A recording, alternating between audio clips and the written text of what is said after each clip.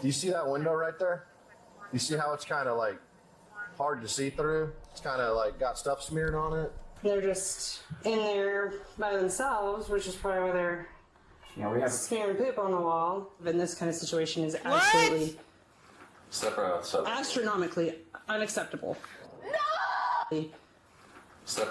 Astronomically in this kind of situation themselves, which is probably why they're smearing poop on the wall. In this kind of situation is absolutely. Are these kids? Absolutely.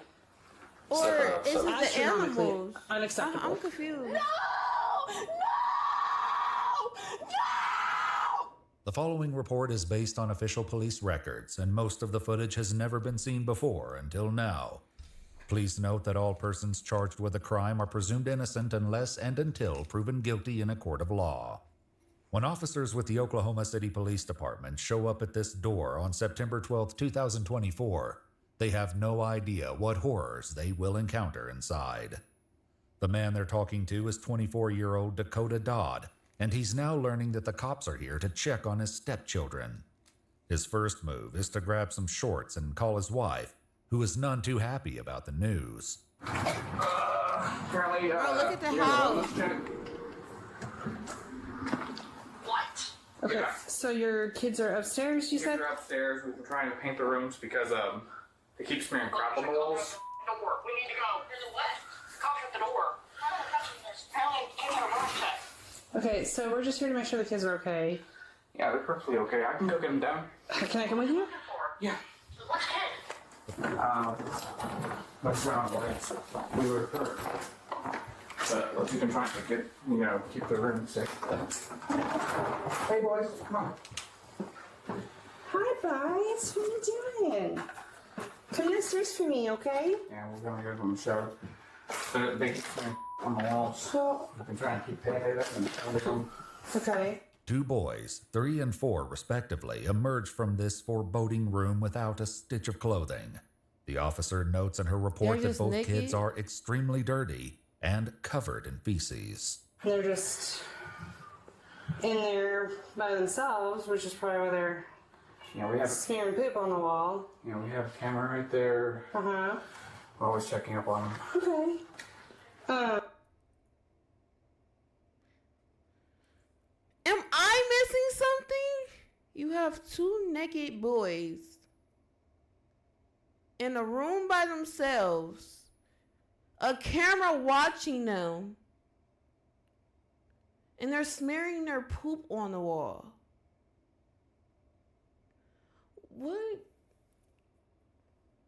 Okay. Hi, Dana. I'm okay. How are you? I'm lost, actually. Like, what the fuck? We'll make sure they eat 3 soy meals a day. Yeah. That's not the point. You just told this officer you got a camera in the room to watch them. The cop said they be in there by themselves, and you telling them you make sure you feed them 3 times a day. Why are they in a room alone, smearing their shit on the walls? And what, bro? Dakota's wife, Aubriana, panics on the Okay. phone downstairs. I don't know why I watch these, because they piss me off every time. Like, The officer Some delivers people the really don't understatement deserve of the kids. morning. You guys like kind of in over your head, maybe? look at the house. I mean, I work at nights. Okay. The wife is What taking care that? of What does that have to do? the boys. Making sure. Where's she at? She's currently getting her glasses. Okay. Well, come on back downstairs for me. So, Yeah, it's poop. We've been trying to get painted. What do you mean trying to get And it we painted? can try You and use need the to rug doctor clean because it. they keep- It's poop. Trying to get her potty trained. They're 3 and 4.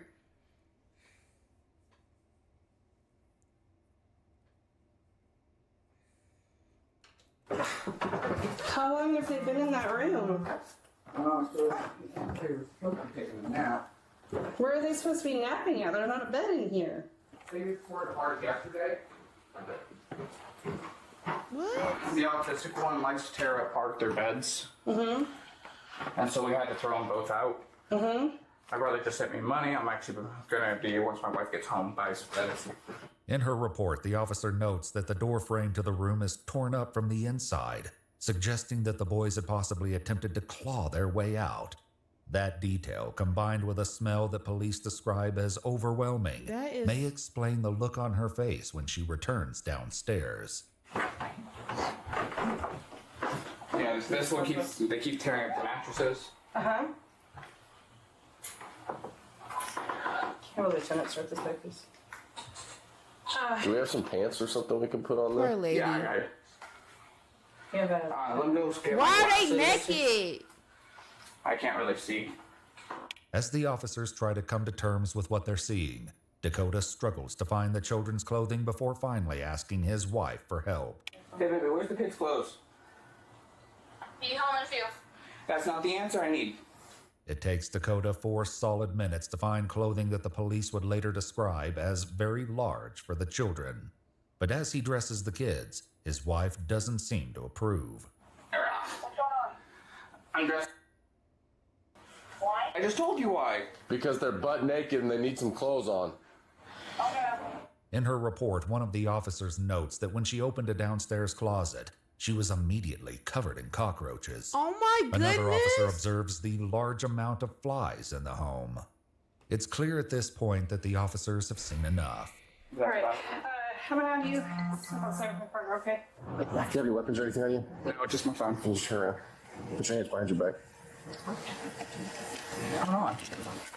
What do you mean what's going on? Y'all think that's a normal ass environment for 2 kids? And then the condition they were found in? The condition the house is in?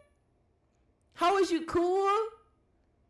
There's no brain up there. There's nothing running up there fucking apparently. Neglect, What are you talking about?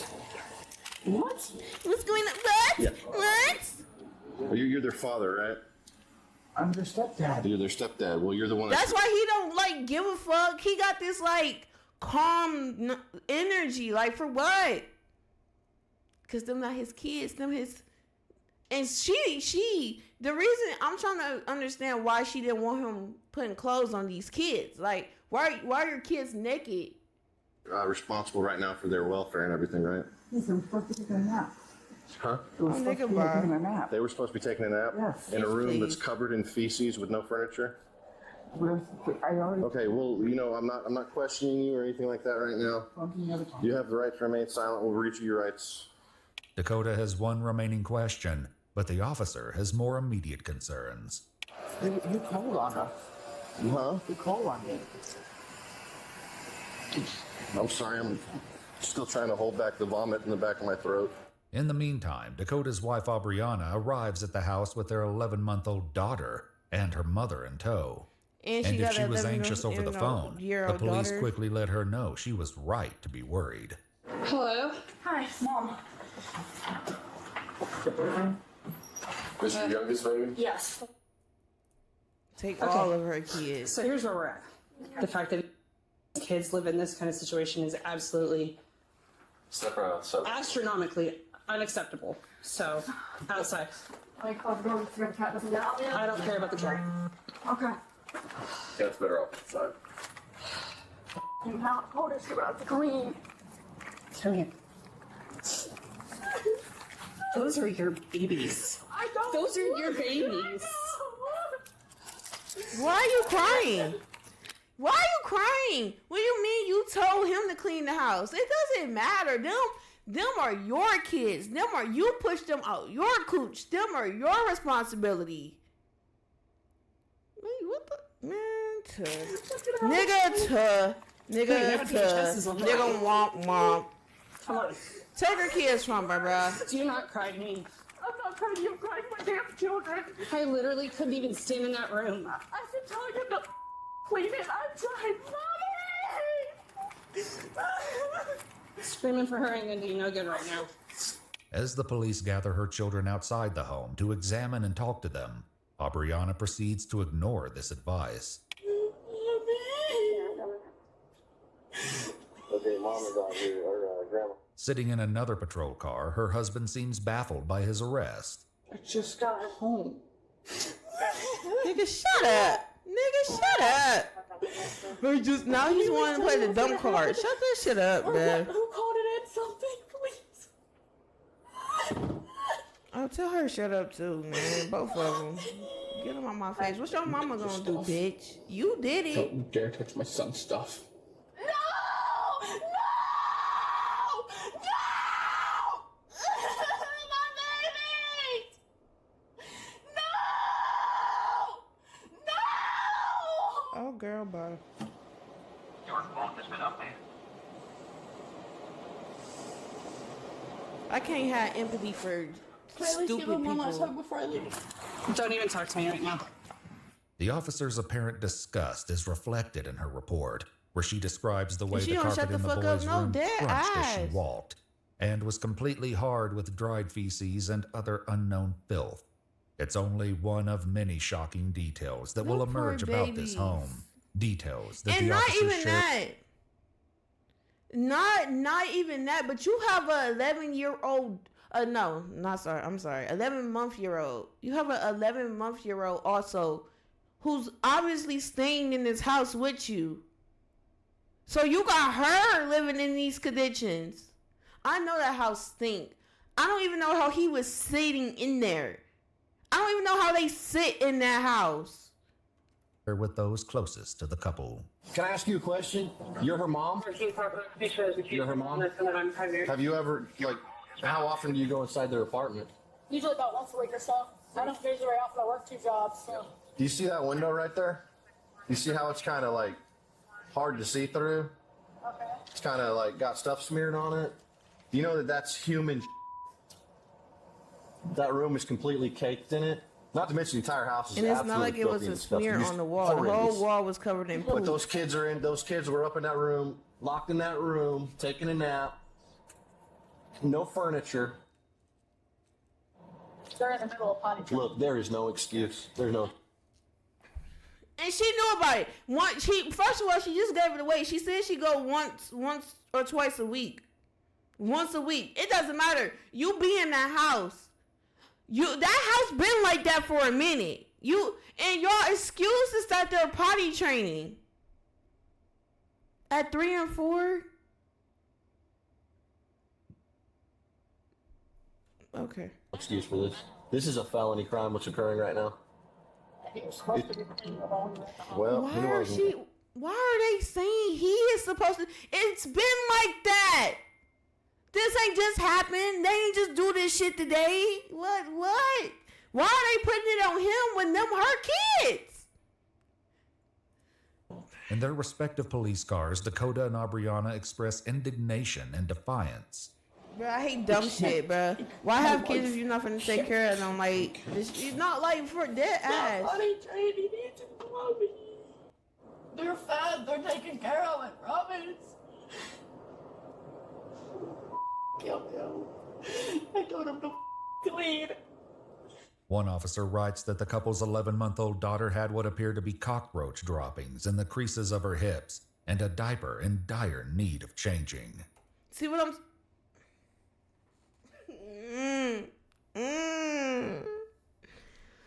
What the fuck? The baby? The fucking baby? The police eventually removed the young parents from handcuffs and obtained permission to search, but Dakota's cooperation soon hits a snag. Would you also be willing to sign a electronic search waiver for any electronics we discover along the process, cell phones, computers, things like that? Hell no. I mean, like, Huh? as in for what? As in like cell phones, computers, security devices. I suppose, but there's not really gonna be anything on them. Yo, you should have just said yes. So, you do have a right to refuse. Here, I'll give you a minute to think about it while she signs. I thank you. When she hears about her husband's reluctance, Aubriana has some choice words. Okay. Dakota doesn't seem like he wants to sign the electronic search waiver. That's because he got the hide on there. What does he got to hide? Lying, cheating bastard. He's just a lying, cheating bastard. Oh, they beefing. Oh, well, she beefing with him. nonetheless, they both fucked up. She more fucked up though because them your kids. Like, he's a step parent, but still, he's still a guardian, so it's equal. But like, you're their mom. Like, you're their permanent guardian, bitch. Like, I don't give a fuck what that nigga did to you. Them your kids. Like, Well, why are you with them? Can I haven't had the money yet to move out? You can always, it's free to move out. Once again left on their own, Dakota and Aubriana criticize the way the police are treating the children while insisting on their own innocence. No. Why are you leaving my kid on the road? Why are you asking questions? Why are you trying to train? What are you doing? I've never been abused. Ever. According to the police report, the two boys appeared to be in shock as they looked around outside, touching the grass and trees as if they didn't know what they were. The report goes on to state that both boys seemed developmentally delayed and were unable to tell the officers their names or ages. well, yeah. In their separate police cars, Dakota and Aubriana do not seem ready to accept responsibility. Just stop being so nosy. They know nothing of us. I found who the was. I know who the was. Stupid Mexican lady. Oh, Aubrey asked to see her brother, and you wouldn't even do that. Oh, shut up. I just got a new message. No one gives Ew. He digging in his nose? When the two are questioned separately, they give conflicting stories. While Aubriana says that the two boys would spend a maximum of 2 hours a day in the upstairs room, Dakota tells investigators that they're locked in the room for at least 12 hours a day and overnight to, quote, keep the kids safe due to the neighborhood. Hours later, the couple is reunited at the jail for processing, where they will be booked on 3 charges each of felony child neglect. Both 22-year-old Aubriana Freeman and 24-year-old Dakota Dodd pled not guilty to the charges and are currently out on bond as their case proceeds. According to the police report, the children were checked out at a local hospital and at least temporarily taken into DHS custody. In his interview with investigators, Dakota acknowledged that the kids would possibly be better off there. Yeah, I bet the fucking. Wait a minute, what was that? I bet the fuck you did tell them that. That's the one thing you did the fuck right. Stupid bitches. Fuck a bond. Y'all should have kept them. Ew, why have you been posting? I've been asleep. That's why. There was a lady on the bicycle when the bridge was going up, right? She's on this part? I turned around and I saw that she wasn't past that gate yet. Was the gate down when you noticed that? It was going down because our gate went down. Okay. That's her bike right there. Her bike? Yep. Must have Fallen. came off the bridge and landed there. Goodness gracious. There is no camera that kind of just records everything that's happening here. No, we have no cameras that record. Wow. I swear to God, I don't know how this happened. And I told my roommate, I was like, I don't think she made it. And she was like, oh no, like it's their job in the tower to kind of make sure everybody's cleared. Oh my God. On January 6, 2022, a sunny afternoon takes a dark turn when a cyclist in West Palm Beach, Florida begins crossing the Royal Park Bridge. When the bridge begins to open before she makes it to the other side, horrified bystanders are left to witness an unthinkable tragedy. As detectives investigate, a shocking secret is uncovered, leaving them determined to expose the truth and those who tried to bury it. Am I going to jail? The following report is based on official police records, and most of the footage has never been seen before. Just after 1 p.m., an officer with the West Palm Beach Police Department arrives at the bridge to meet with a witness, Brian, who has more information about the unfolding situation. How's it going? What happened? There's a lady on the bicycle when the bridge was going up, She was right? on this part? On this part. And she was about where the, like 30, 40, 50 feet up as the bridge was going up, right? And so he was yelling at her, I'm yelling, get off, get off. She just stayed on it as it was going up. And when it got to be like a 40-degree angle, he tried to grab her. She's on the concrete down She here. landed- You can see her. She's on this landing. Oh, she's still down. Lean over, yeah. You see the bicycle over there? Stand here Oh, boy. and look to the back left corner. See the bicycle? Oh, yeah. It's there and she's there too, but she went head first right Oh, down wow. the bridge. Wow. That's okay. Brian shows the officer this chilling image of Carol he managed to capture from inside his vehicle, mere seconds before she slipped through the gap in the bridge. Another witness, Diego, describes his desperate attempt to save her life. Yo venía aquí y dijo help, help. Y yo traté la manera de agarrar su mano. Yeah, yeah. Pero si yo hubiera agarrado, me iba a ir con ella. Yeah, no. Beneath the bridge, another officer is faced with the sobering reality of just how far the victim fell. The area below, known as the bascule pit, descends another 40 to 50 feet down. Oh my goodness. Did you guys have a ladder down there? Wait, this? There's that kind of ladder right below us. Oh, below us. So we're gonna take these stairs and go down to the next level, and then you can use those stairs. You'll see that they'll go straight down to her. Okay, and That's her bike right there. Her bike? Yep. Must have Fallen. came off the bridge and landed there. Goodness gracious. Okay. The cyclist would later be identified as 79-year-old Carol Wright. Oh no. Alongside her bike, officers discovered a shopping bag with recently purchased books and a business card offering her services as a freelance writer. Another witness named Annabelle would later describe passing Carol on the bridge just moments before the disaster. And she was walking with her bike, and she was shuffling her feet with really tiny steps, and it didn't look like she could walk very fast. And so I kind of smiled and waved the common thing, and we kept walking. Towards the island is when we heard the bells start going off, and my roommate and I hurried off to get into the clear before the arm came down. I turned around and I saw that she wasn't past that gate yet. Was the gate down when you noticed that? It was going down because our gate went down. Okay. And I told my roommate, I was like, I don't think she made it. And she was like, oh no, like it's their job in the tower to kind of make sure everybody's cleared. Investigators will soon speak with the bridge's She operator, was only a 43-year-old little old Artishua Tisha Polk, unaware of the disturbing details that will later surface as they search for the truth. Below the bridge, first responders are faced with a daunting challenge. How are they going to get her out? I don't know. I work. They're going to have to come back, probably? Where is she? You decided that part of that team that does that aerial. Yeah, we have to. We'll call CID and see if they. I mean, it looks accidental, obviously, at this point. West Palm Beach Fire Rescue carefully brought Carol to the surface using a tripod and pulley system. Her death was ruled an accident, but investigators would eventually uncover a darker truth Rest her and a soul. deliberate attempt to hide it. Before they speak to the bridge operator, her supervisor, 50-year-old Kathy Harper, answers a critical question.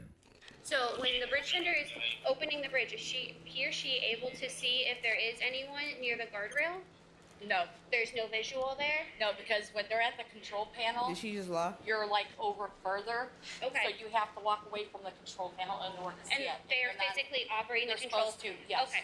Kathy's husband Tom, who also works as a bridge operator, demonstrated these procedures for investigators, who now saw the alarming speed at which the spans open. Bridge is preparing to open. Please move beyond the nearest traffic and pedestrian gates.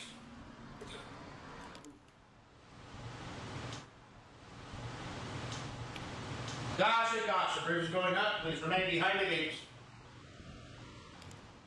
Rising simultaneously, So, each span you have to reaches call its it full out, height in too. just under 60 seconds, leaving anyone caught on the bridge with little to no time to react. So, how long have you been at this bridge side? 9 years. 9 years. And since you've been at the bridge side, you go out on the balcony to look? Every time. Even when it's raining. Okay. And you expect that of anybody else, correct? That's right. Because it's straight line spot. You cannot see this side of the bridge. You cannot see traffic, you can't see my gates, you can't see And that. I believe him. 9 Investigators years, question and his Tisha, age, the I bridge believe him. operator, at the time of the incident, but her explanation only raises suspicion. Today there was a guy running across, so I let him finish running across. Which way was he going? Towards Palm Beach? Yes. So I walked out and I watched him go across, make sure he was across. I looked back over here, there's nobody there. So I go back and close the gates. Walk back out, make sure there's still nobody there. And then I do all the turning. And before I open the bridge, you have to walk back out. I walk back out, make sure there's still nobody there. How many different times do you come out onto that balcony to check before the bridge opens? How many? 3 times. 3 different times. Yes. You did that today? Yes. Okay. That's why I don't understand where she came from. You didn't see anybody. The only person you saw on the bridge was a guy that was running, or did you see anybody different on the bridge? There was nobody, just that guy that was running across. Now, This may I could be off, but from what I'm noticing or what we know so far, I feel like the little old lady probably was taking too long for her. She got impatient and she let that shit up anyway. Something around that area. Not maybe 100% complete, but something around that area. If I'm wrong, I'll do a backflip. Oh.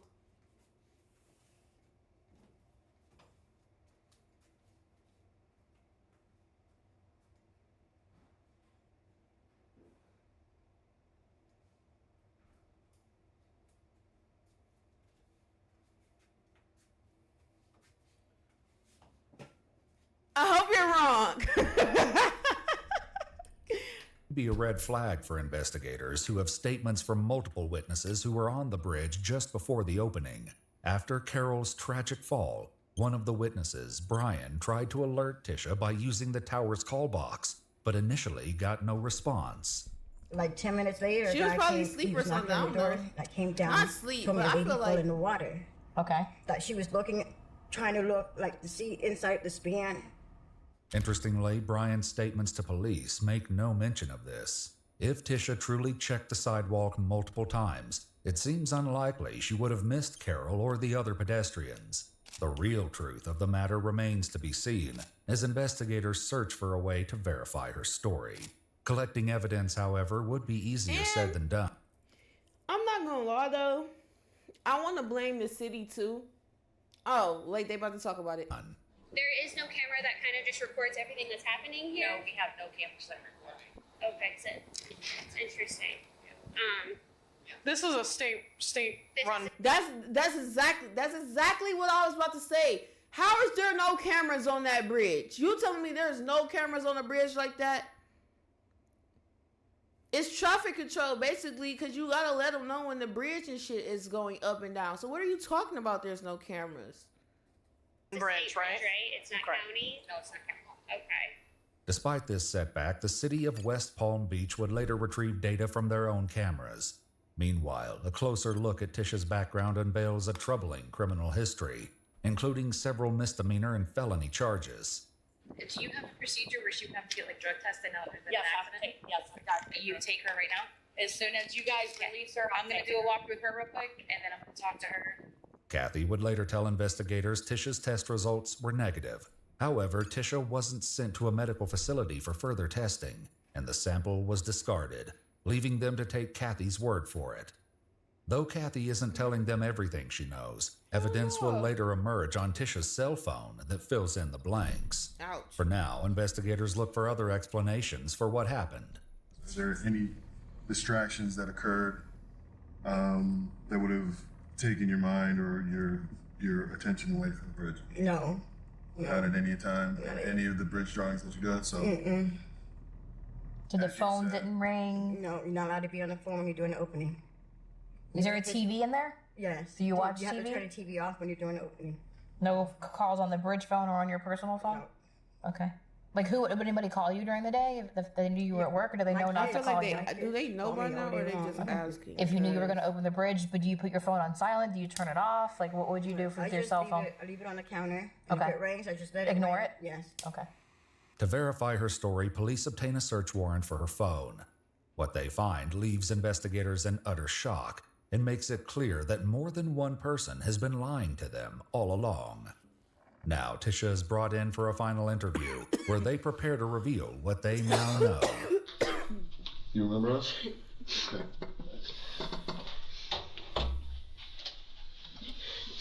I'm going to jail. Well, let me explain some stuff to you, okay? Detectives read Tisha her Miranda rights before delivering the news. Let me tell you, since that day, I've been left my house. I don't go nowhere. I stay home. I don't even answer my phone. Got the news people sitting at my house. Got the news people calling my phone. I don't leave my house. I don't know. I don't know how to react yet because I don't know. I don't know how bad it's about to be. So I don't know how to react right now. My kids, I don't even send my kids to school. I know it's been tough. I can imagine it's been tough. Oh my God. But like if it's her fault, like I've legit, had time to kind of think back because I know a lot of times when things happen and we talk to the people that are involved the day of, 2, 3, 4, 5 days, a week, a month later, they think, oh, I forgot that this happened, or I forgot that happened. Nothing that you remember that you're like, oh, I should have told the officers this, or I should have explained this a different way. No? I mean, I know you've probably thought about what happened a million times in your head and went over. Yeah, I still don't know. I still don't know. Let me tell you, I watched that guy run. I let the guy run across the bridge. That lady was not there. Went in and did my announcements. Went back outside and checked. She still wasn't there. She lying. However, according to Annabelle's witness statement, there may have been no warning at all. Do you remember at any time after you heard the bells, did you hear any kind of audible verbal announcement from anybody? No, ma'am. Okay. There was no lady there. You went outside on the balcony and checked? Yes. You have to 3 times. According to city cameras, despite 6 bridge openings that day, Tisha is only seen on the balcony a total of 3 times. The last recorded time was at 9:03 a.m., 4 hours before Carol's death. If we told you that we made it's possible that you didn't, what would you say to that? But there is video that shows the bridge tower from the east side. Yeah. The side that the door to the balcony's on. Okay.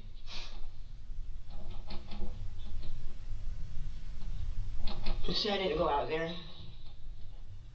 Well, we're asking you. We're asking you if you went out there. I swear I went out there and watched that man run across. Detectives prepare to confront Tisha with a concerning series of texts they unearthed. Though these are far from the worst, Tisha with a concerning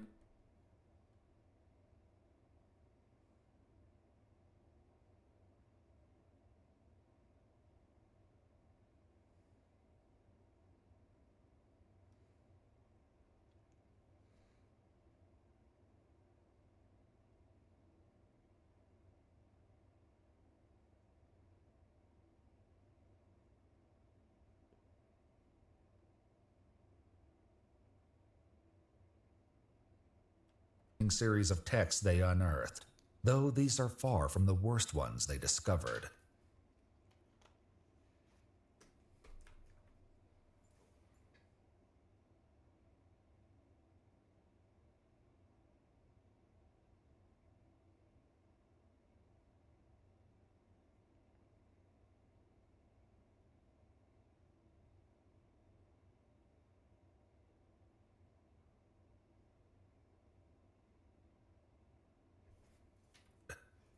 You know we have your phone, okay? Mm-hmm. Question I have.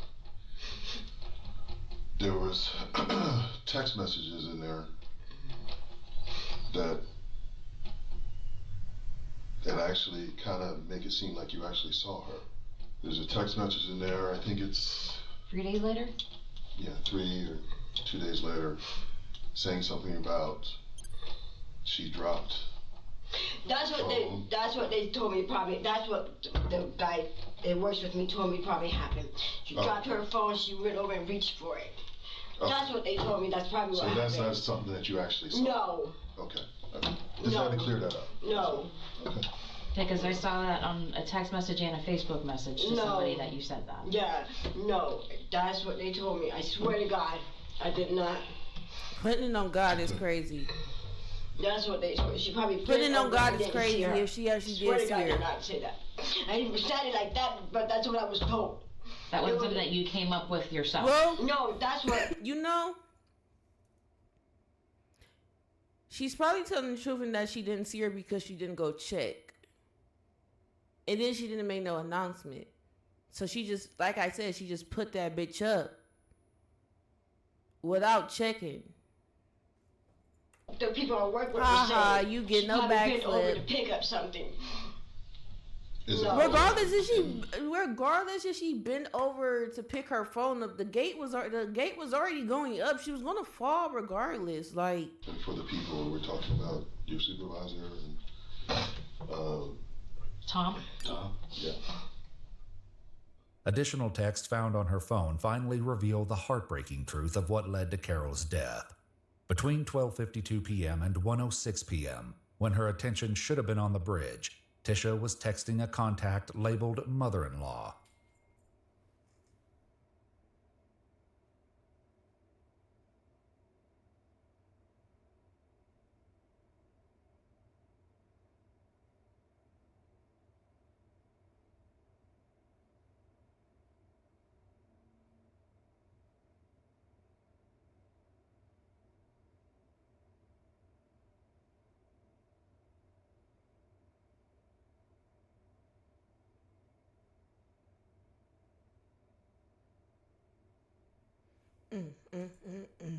In a startling twist, police reports identified this phone number as belonging to Tisha's supervisor, Kathy Harper. At 3:20 p.m., Kathy stated, "Make sure you tell them you walked outside on the balcony," followed by, "Delete this." For unknown reasons, Tisha is not confronted with any of this during her interrogation. Instead, the conversation turns to the consequences she will now face for her actions. So he's being charged with manslaughter. And culpable negligence. Okay? That's what it is. What is that? It's a second-degree felony. I love you, Joe. Well, that's not up to us. It could be long, it could be short. I mean, yeah, there are state guidelines as to how long. Well, I don't feel bad because she didn't go check. As how long that kind of charge carries. That could have been prevented. That lady could still be alive. She probably was just trying to go home. I would trade my life for this baby. I would.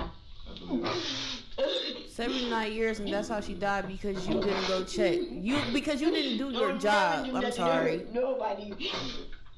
Investigators allow Tisha a phone call, and the grim reality of her situation begins to settle in for her and her family. Yes. Hey, Papa. Mommy. Yes. Hey, baby. Listen, you need a lawyer. I know. Listen, even if you don't have a lawyer, listen, stick to what you were saying at first. I know. They're just looking for somebody to blame. Listen. Papa, I opened the bridge. I am to blame.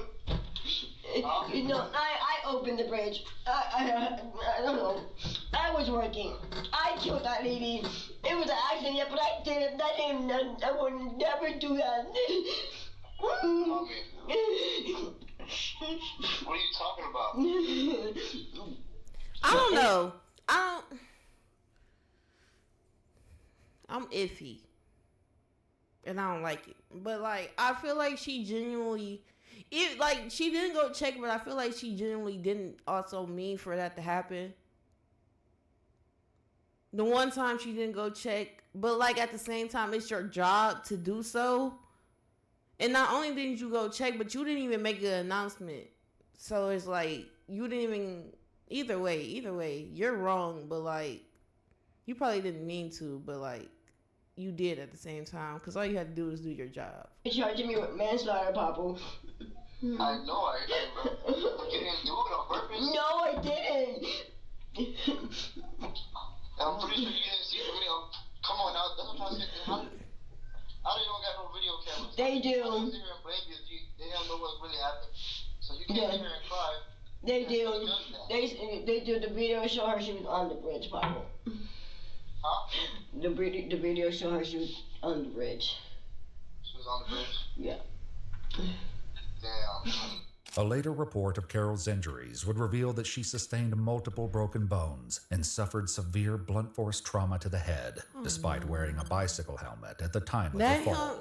That On helmet March wasn't 17th, saving 2 her. months following Carol's death, 43-year-old Artishua Tisha Polk was arrested and placed on a $20,000 bond. According to news reports, 5 days later, on March 22, 2024, Tisha and Kathy were both fired from Florida Drawbridges Incorporated. Tisha initially pleaded not guilty to her charges and was facing 9 to 15 years in prison if convicted. With the approval of Carol's family, Tisha ultimately agreed to accept a deal, pleading guilty to second-degree felony manslaughter. She was sentenced to 2 days in jail, with 2 days credit for time served, and placed on an 8-year probation, the terms of which included 200 hours of community service and a permanent ban from working at any job operating heavy machinery.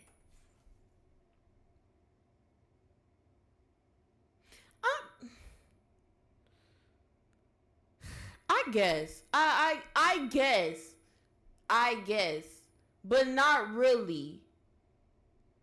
I guess, whatever.